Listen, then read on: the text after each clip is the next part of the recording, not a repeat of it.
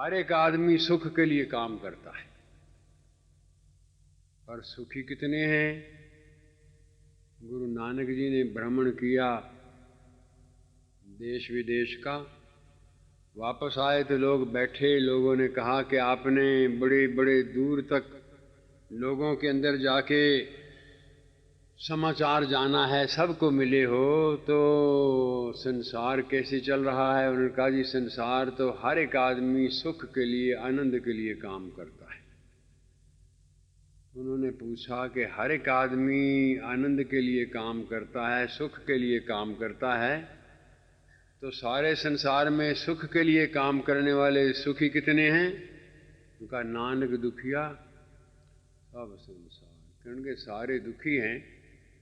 लोगों ने कहा आश्चर्य की बात है कि हर एक आदमी सुख चाहता है, सुख के लिए काम करता है, सुखी कोई भी नहीं। क्योंकि कोई सुखी है भी, सोई सुखी जो नाम आधार, जो नाम के आश्रय हैं वो तो सुखी हैं, बाकी सब दुखी हैं। मन में नाम महामधुर खिंचे नाम सुरेख, कर्म गति वहाँ क्या करे इसमें मीन नहीं मेघ। अगर तेरे मन में राम नाम की रेखा खिंच जाए तो तेरे को बड़ी शांति, बड़ी शक्ति, बड़ा सहारा मिल जाए। सर्व सहारा नाम का, माना जिसने देख, लिया भरोसा राम का, उसके सुधरे लेख। लेख भी सुधर जाते हैं, आदमी की गति भी होती है, वो भी आदमी को आशीर्वाद देने वाली होती है।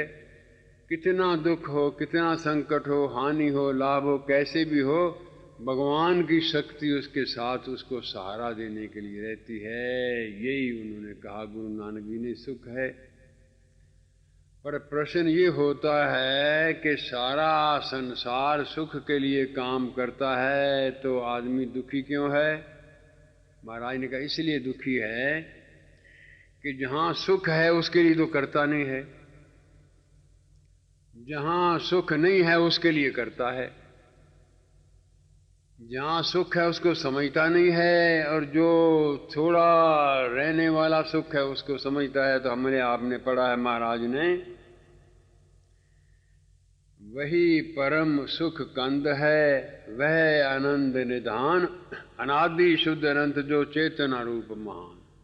एक परमेश्वर के नाम में सुख है, जो सुख जो हमेशा रहने वाला है। दो किस्म के सुख हैं। एक सुख तो ऐसा है जो मालूम होता है लेकिन वो नाश होने वाला है, वो बरकरार रहने वाला नहीं है, वो तो दिखावे का सुख है और वो क्षण भंगुर है।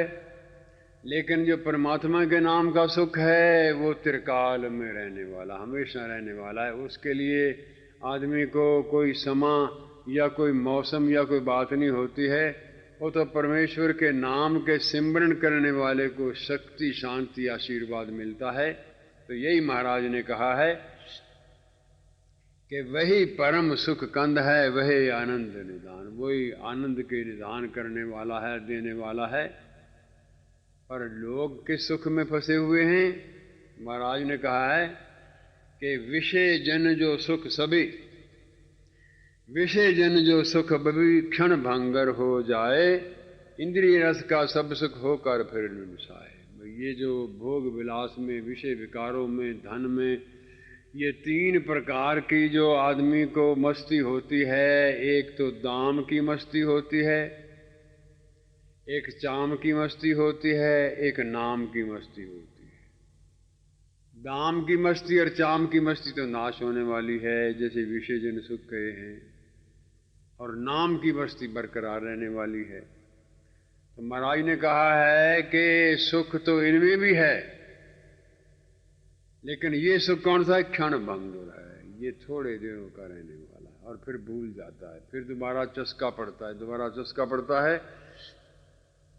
इसलिए दुनिया तो इस क्षण भंगुर सुख में फंसी हुई है। विषय जन जो सुख सभी क्षण भंगुर हो जाए, क्षण भंगुर है। इंद्रिय रस का सब सुख होकर फिर विनसाए। ये इंद्रियों का रस जो है ये होता है फिर भूल जाता है, होता है फिर भूल जाता है।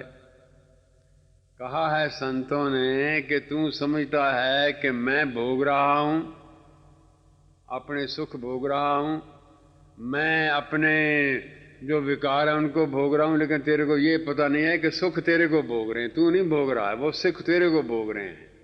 तू समझता है कि मैं इनको भोग रहा हूँ, लेकिन वो तेरे को भोग रहे हैं, तेरे को आगे बढ़ा रहे हैं। तो महाराज ने कहा है कि ये समझ ले कि ये सुख जो तू भोगता है तो क्षण भंगुर है, ये नाश होने वाला है, सदा रहने वाला नहीं है।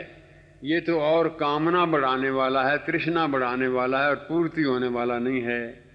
इसलिए ये जो भोग हैं, ये जो हैं, ये भोग नहीं, रोग हैं। ये जो तू समझता है कि इसमें भोग हैं, इसमें है, ये रोग हैं, पर पता तेरे को जब चलेगा जब तेरे को ठोकर लगेगी।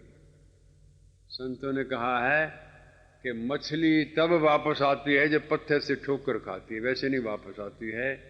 आदमी को जब कभी परमेश्वर के नाम का सहारा मिलता है, संत का आशीर्वाद मिलता है, तब मुड़ता है, वैसे नहीं मुड़ता है। वैसे नहीं समझता है कि ये भोग तो रोग हैं, ये तो रोग हैं, 4 दिन की चांदनी है, ये तो रोग की बात है। भोग रोग के योग हैं, दे संयोग वियोग, नीर रसों सर्वहि हास रमण देसो। ये जितने सारे हैं ये भोग जो हैं, ये महाराज ने कहा है भोग रोग के योग हैं। ये तो रोग के योग हैं, भोग रोग को देने वाले हैं, ये तेरे को आखिर में रोग देने वाले हैं। गीता में हम लोगों ने पढ़ा है, अर्जुन ने पूछा है कि सुख कितने प्रकार का है, क्योंकि हर एक आदमी सुखी रहना चाहता है। उनका 3 प्रकार का सुख है। एक तो सुख सात्विक है, जो पहले कड़वा मालूम होता है और बाद में फिर वो अमृत के समान होता है। दूसरा सुख राजस है, जो पहले मीठा मालूम होता है और बाद में वो कड़वा होता है। तीसरा तामस सुख है, ना वो पहले सुख अमृत होता है, ना पीछे कड़वा होता है। तो पहला सुख कौन सा है? सात्विक, जो पहले कड़वा मालूम होता है, बाद में अमृत समान होता है। जैसे तप करना, नाम जपना, प्रातःकाल जागना, ये पहले तो कड़वा मालूम, तो मुश्किल मालूम होता है। कौन प्रातःकाल जागे, कौन सिमरण करे, कौन स्वाध्याय करे, कौन संयम रखे, कौन तप करे, कठिन मालूम होता है। बच्चे पढ़ते हैं, कौन तपस्या करे, कौन मेहनत करे, पहले तो कड़वा मालूम होता है, लेकिन उसका फल बहुत मीठा होता है। ये सात्विक है, ये संतों का सुख है, जो पहले तपस्या करते हैं, बाद में सुख भोगते हैं। पहले बच्चे मेहनत करते हैं, बाद में फिर यश प्राप्त करते हैं। ये सुख तो सात्विक है। राजस सुख कौन सा है? जो पहले मीठा मालूम होता है और बाद में जाके तकलीफ देता है। विषय विकारों का सुख, भोग विलास का सुख, धन का दम का सुख जो है, पहले तो ये चमकता नजर आता है, पर आखिर में जाके कष्ट देता है, पछतावा होता है, अफसोस होता है। ये राजस सुख है। तामस सुख कौन सा है? ये जुआ खेलना, ये आदमी का प्रमाद वगैरह, ये निंदा चुगली, ये सब सुख हैं। सुख तो हैं, लेकिन तामस सुख हैं। कोई उठता है बालक 8-9 बजे, और जब सूरज चढ़ता तो कहता है मेरी 4 बजे बरामदे के नीचे कर लेना, धूप हट जाए, 10 बजे उठूंगा। पूछे तेरे को क्या सुख का? कहने का असली सुख तो 8 बजे के बाद मालूम होता है, पहले तो नींद गाड़ी आती थी। असली सुख तो नींद का पता लगता है जब 10 बज जाते हैं। तो सुख तो वो भी है, पर वो तामस सुख है। महाराज ने कहा है कि सुख तो सारे चाहते हैं, सुख भोगते हैं, पर सुख तो परमेश्वर के नाम में है, उसमें कोई जाता नहीं है। इस सुख को करते हैं जो भोग रोग के योग हैं, दे संयोग वियोग, नीर रसो सर्व ही हास रमण देसोग। ये मिलाने और बिछड़ने वाले और पल भर के सुख हैं, जिसको दुनिया पकड़े बैठी है। जो प्रभु के नाम का सुख है वो विरले आदमी को मिलता है, भाग्यशाली को मिलता है। तभी मैंने पहले ही कहा है कि जब भी जिंदगी में तेरे को सत्संग मिले, संत मिले, जब भी तेरे को शुभ कर्म करने का मौका मिले, जब शुभ कर्म सोचने का मौका मिले, तो यही समझना है कि महापुरुष का संग सुहाना, पुण्य कर्म परिणाम बताना। पुण्य जागे हैं, किस्मत जागी है, तेरे को रास्ता मिला है। ये कह के जब आदमी किसी शुभ कर्म में जाए तो नमस्कार करके कहे, भगवान मैं तो इस काबिल नहीं था जितनी तेरी मेहरबानी है, इतने जंजीरों में फंसे हुए जीव को भी तुमने अमृत पीने का मौका दिया है, तेरा करोड़ों बार धन्यवाद है। ये कहते ही आदमी को सुख मिलता है।